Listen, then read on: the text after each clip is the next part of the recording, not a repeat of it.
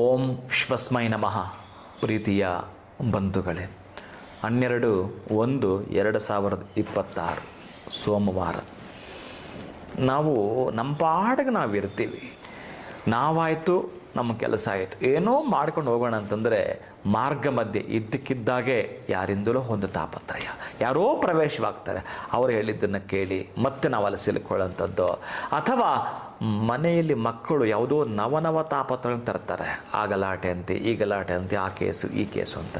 ಸುಮ್ಮನೆ ನಮ್ಮ ಪಾಡಿಗೆ ನಾವಿದ್ರೆ ಯಾಕೆ ಗುರುಗಳು ಹೇಗೆ ನಮ್ಮ ಮೇಲೇ ಬರ್ತಾ ಇದ್ದಾವೆ. ಮೊನ್ನೆ ಹೋದ ತಿಂಗಳೆಲ್ಲ ದೊಡ್ಡ ಮಗಂದಾಯಿತು, ಈ ತಿಂಗಳೆಲ್ಲ ಚಿಕ್ಕ ಮಗಂದು, ಈ ರೀತಿಯಾಗಿ ಬರ್ತಾನೆ ಇದ್ದಾವೆ.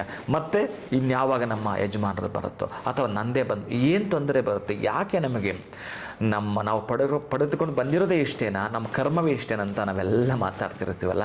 ಅಂತಹದಕ್ಕಾಗಿ ನವನವ ತಾಪತ್ರಯ ದೋಷ ನಿವಾರಣಾರ್ಥಂ ಈ ದಿನ ಅಂತ ಹೊಸದಾಗಿ ಬರುವಂಥ ತಾಪತ್ರಯಗಳು ಇಲ್ಲಿ ಇರ್ತಕ್ಕಂದರೆ ಎಷ್ಟು ಈಗ ಇದಾವೆ ನಮಗೆ ಗೊತ್ತಿಲ್ಲ. ತುಂಬ ದೊಡ್ಡ ಮಟ್ಟದ ತಾಪತ್ರಯಗಳು ನಮ್ಮನ್ನು ಕಾಡುತ್ತಿದ್ದಾವೆ ಅಂತಂದರೂ ಕೂಡ ಈ ದಿವಸ ನಾವು ಮಾಡಿಕೊಡತಕ್ಕಂಥದ್ದು ಅತ್ಯಂತ ಉತ್ತಮೋತ್ತಮವಾಗಿರತಕ್ಕಂತಹದ್ದು ಅಂತಂದರೆ, ಮತ್ತೊಬ್ಬರಿಗೆ ಭಗವಂತ ಹೇಳಿರೋದು, ನೀನು ಈ ಶರೀರ ಇದೆಯಲ್ಲ, ಶರೀರ ಮಾಧ್ಯಮ ಖಲು ಧರ್ಮ ಸಾಧನಂ ಅಂತ, ನೀನು ಉಪಯೋಗ ಆದರೆ ಮಾತ್ರವೇ ನಿನಗೆ ಬೆನ್ನತ್ತಿರ್ತಕ್ಕಂತಹದ್ದು ಪ್ರಾರಬ್ಧ ಇದೆಯಲ್ಲ, ಅದು ನಿಧಾನಕ್ಕೆ ಡಿಲೇಟ್ ಆಗೋರ್ಗೆ ಹೋಗ್ತಕ್ಕಂಥದ್ದು. ಇಲ್ಲ ಅಂತಂದರೆ ಸ್ವಾರ್ಥ ರಹಿತವಾಗಿ ಏನಾದರೂ ಮಾಡ್ತೀನಿ ಅಂತಂದರೆ ಸಮಾಜಕ್ಕೆಲ್ಲ ಒಂದಷ್ಟು ಕೊಡುಗೆಯನ್ನು ಕೊಡ್ತೀನಿ ಅಂತಂದರೆ ಈ ದಿನ ನೀವು ಮಾಡಿಕೊಳ್ಳಲೇಬೇಕಾಗಿರತಕ್ಕಂತಹದ್ದು. ಪ್ರೀತಿಯ ಬಂಧುಗಳೇ, ನವಧಾನ್ಯಗಳನ್ನು ಇವತ್ತು ಮನೆಗೆ ತರುವಂಥದ್ದು.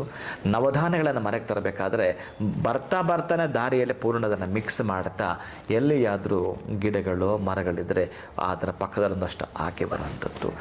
ಎರಡನೆಯದು, ಈ ಪುಟ್ಟದಾಗಿ 1 ತಿಂಗಳು 2 ತಿಂಗಳಾಗಿರುತ್ತೆ ಹಸು ಕರು ಹಾಕಿ, ಆ ಹಸುವಿಗೂ ಕರುವಿಗೂ ಸಾಧ್ಯ ಅದರ ನೀರಲ್ಲಿ ತೊಳೆದು ಬಿಟ್ಟು ಅದಕ್ಕೆ ಬೆಲ್ಲದ ಜೊತೆ ಒಂದಷ್ಟು ತಿನ್ನಿಸ್ತಕ್ಕಂತಹದ್ದು.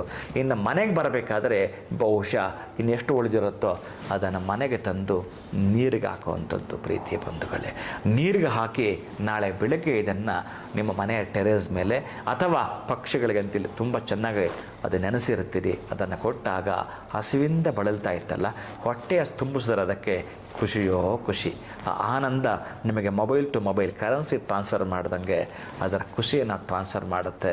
ನವ ತಾಪತ್ರಗಳು ನಿಲ್ತವೆ. ನೀವು ಪಡೆದುಕೊಂಡ್ಬಂದಿರೋಂಥದ್ದು ಯಾವುದೋ ಪ್ರಾರಬ್ಧ ಇತ್ತಲ್ಲ, ಸಂಚಿತದಲ್ಲಿ ಒಂದಷ್ಟು, ಪ್ರಾರಬ್ಧದಲ್ಲಿ ಒಂದಷ್ಟು, ಆಗಾಮಿ ಅಂತಂದರೆ ನಾಳೆದದು. ನೀವು ಒಳ್ಳೆ ರೀತಿಯಲ್ಲಿ ನಡ್ಕೊಂಡ್ರೆ ನೀವು ನಾಳೆ ಮಾಡಬೇಕಾಗಿಲ್ಲ ಅಂತಹ ಕರ್ಮ. ಅದಕ್ಕಾಗಿ ನೀವೇನು ಮಾಡ್ತೀರಿ, ಒಟ್ಟಾರೆ ನವಧಾನ್ಯದಿಂದಲೇ ಇದನ್ನು ಮುಕ್ತಿಯನ್ನು ಪಡ್ಕೊಳ್ತೀರಿ. ಶುಭಂ ಭೂಯಾತ್, ಒಳಿತಾಗಲಿ.